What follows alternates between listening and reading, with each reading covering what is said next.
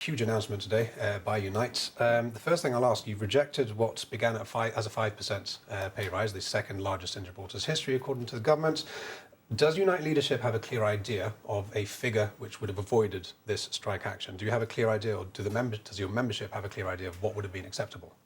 As it stands, there is no clear idea because we haven't even been told that there is anything else. So if the government is on the path that it is right now, which states that there's no money, then the mandate that we have is, first of all, let's get something. What we get will then dictate whether it's enough or not. But as it stands, there is nothing that they're offering. Therefore, we're acting on our mandate. So your position is 5% wasn't enough, or 5% that then scales. Are you past the point of no return? Are you still open to dialogue, or could the government make an offer tomorrow or next week which would avoid the strike action? We're obviously not expecting movement anytime soon, but there's no denying that Unite is always open. We have meetings arranged, and we'll continue to have meetings as and when required, and Unite will never shy away from dialogue. But as it stands, we're at an impasse, and that impasse is now resulting in a call for strike action.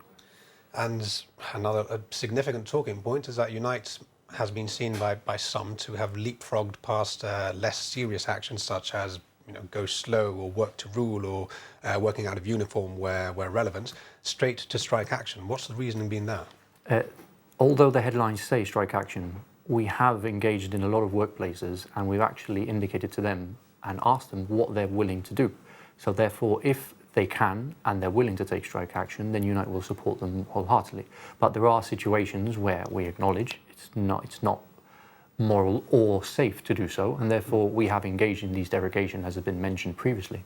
Wherever we have been engaged by the employer, we have not shied away. We have tried to engage with them, but as you've seen from the initial press release from Unite, some employers have not come back with derogations as of yet. We expect that to happen soon, but I think the important thing is, and Unite will always stand by the fact that we will not put anyone at risk, and we are clear with that, and we've informed our members, and sometimes our members have even taken that initiative on themselves, despite the derogations not being in place from the employer. I think most people, the first concern people might have is that no one should be left without care or medical attention should they need it. Unite, you're clear on that position that won't happen. Abundantly clear. In any case where life and health is not at risk, are you expecting your membership to fulfil this strike action? Should there be a place or a workplace where they will not put any lives at risk, then we will support them should the members be willing to take the action. As it stands, a call to action is a call to action, but ultimately the call to action is just that. The members then decide whether they want to take that action, and not Unite leadership, as has been pointed out in a press release from the government. And another point that we can't ignore, Stuart Davies, national officer, earlier this month, I think it was, he said that he wanted a united front with the GGCA, Gibraltar's other very large union. You're now, it seems to be at polar opposites. The GGCA has accepted the pay rise, has said it's reasonable in the context, and not only that, Unite is losing members to the GGCA. Is this a sign that people don't agree with the approach, or that people would rather the GGCA's softer approach?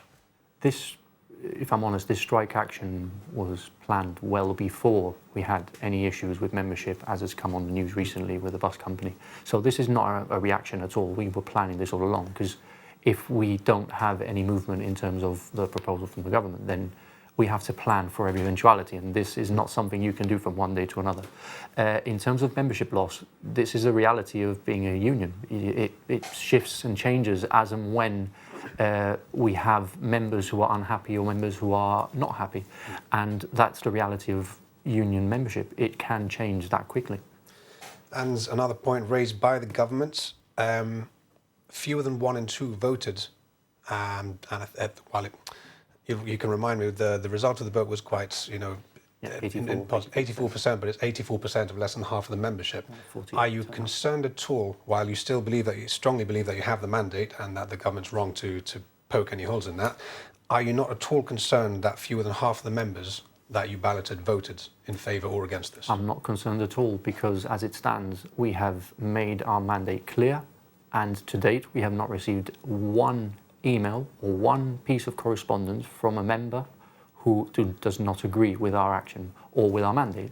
If that were to be the case, then of course we'll take it and we'll discuss it. But as it stands, I have not been made aware of any member who's not happy with our mandate. This wasn't raised by bus drivers or by any others who might seem keen to leave the Unite at the moment? Just a few weeks prior to this issue with the bus drivers, we had actually been to their workplace and they had actually agreed, and I was present at that meeting, that they would be willing to take strike action, and we were planning with them.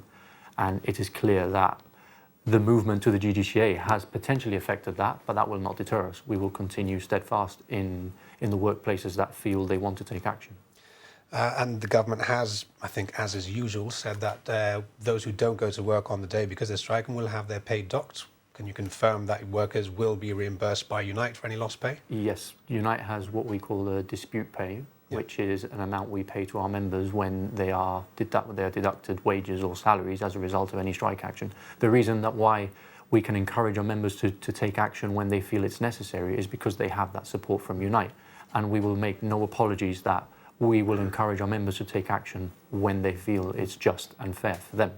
And only when they decide do we take it, and not when the union leadership decides. And just finally, these 4 days, they're 4 days sort of sporadically spread across September and 1 a day in October.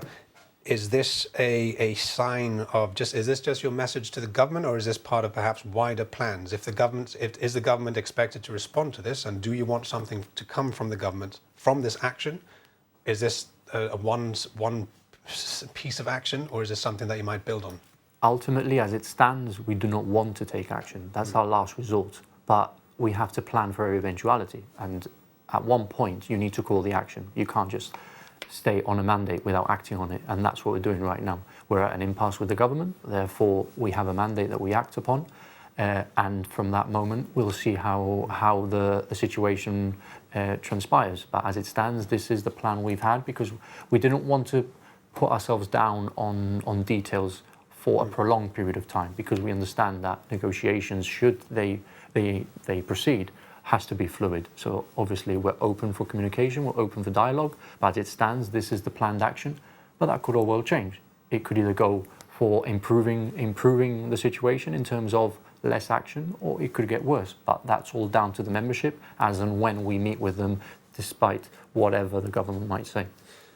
And your expectations for these strike days, are you hoping that a majority will take part, and are you expecting there to be some sort of response, a positive response from the government?